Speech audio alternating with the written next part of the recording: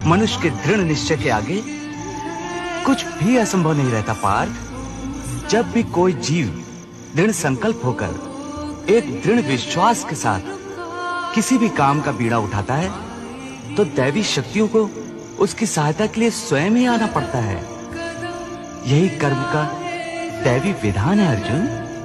यदा यदा हि धर्मस्य ग्लानिर्भवति भारत अभ्युत्थानम् अधर्मस्य तदात्मानं सृजामि परित्राणाय साधूनां विनाशाय च दुष्कृतां धर्म संस्थापनार्थाय संभवामि युगे युगे।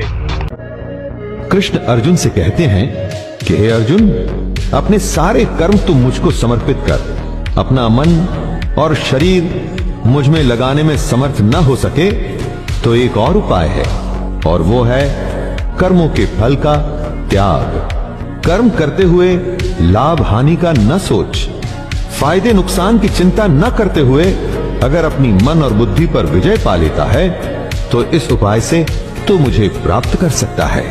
दोस्तों सोचिए, अगर आपने अपने कर्म के लाभ और हानि के बारे में नहीं सोचा तो मन में कभी बुरे विचार आ ही नहीं सकेंगे, क्योंकि मन में गलत विचारों का आगमन ही लालच यानी कि लोभ से होता है।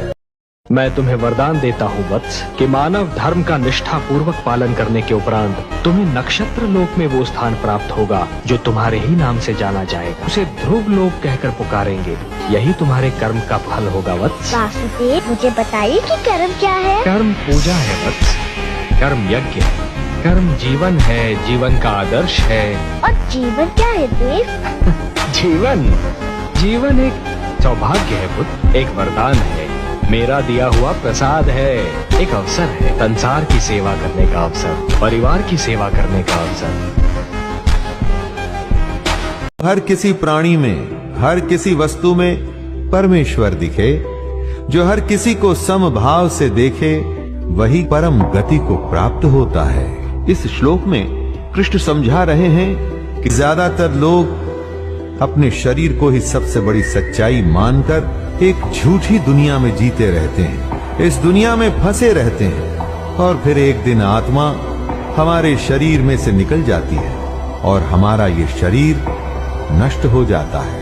उसके बाद कोई दूसरी योनि, कोई दूसरा शरीर मिलता है। अज्ञानी का ये क्रम आना जाना लगा ही रहता है। दोस्तों, जो जितना बड़ा अज्ञानी होता है वो उतने जन्म बर्बाद करता है, लेकिन ज्ञानी सब में परमेश्वर को समान देखते हुए अपने जीवन को नष्ट नहीं करता, इसीलिए वो परम गति को प्राप्त होता है। किसी वस्तु का मिल जाना होता है संयोग, किसी वस्तु का छूट जाना होता है वियोग। संयोग और वियोग से जो परे है वो है योग। सबसे बड़े सुख की प्राप्ति का नाम है योग। इस दुनिया की इच्छाओं को छोड़कर ही इस योग की स्थिति में आया जा सकता है, और इच्छाएं तभी छूटती हैं जब मन वश में होता है। इसलिए अगर योग की स्थिति में आना है तो लालच, स्वार्थ, दुनिया के छोटे मोटे फायदे,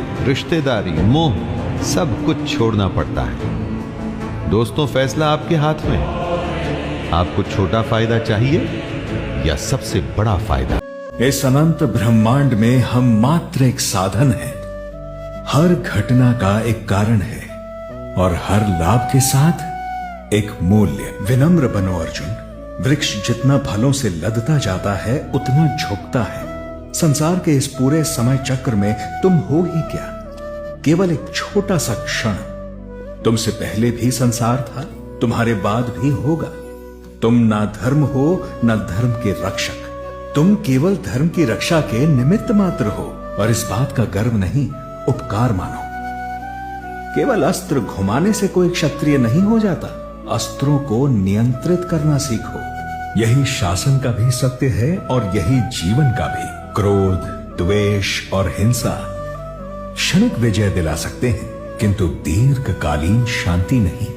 उसके लिए आत्म मंथन, संवाद और समाधान का मार्ग ही उत्तम है। राजनीति केवल शासन में नहीं, जीवन के हर पक्ष में है। जीवन में एक ही चीज अटल है, चाहे वो अच्छी हो या बुरी, परिवर्तन। मृत्युलोक में ना कोई अपने कर्म से बच सकता है और न मृत्यु से। मैं भी नहीं। आत्मचिंतन के इस अंधेरे में मेरा हाथ थामो। मैं तुम्हारी नाव को सुरक्षित तट तक ले जाऊंगा। और आप जो भविष्य की दूरदृष्टि से मुझे देख रहे हैं, आप भी मेरा हाथ मत छोड़ना, क्योंकि प्रश्नों के इस सागर से यदि कोई आपको पार लगा सकता है तो वो केवल मैं हूं।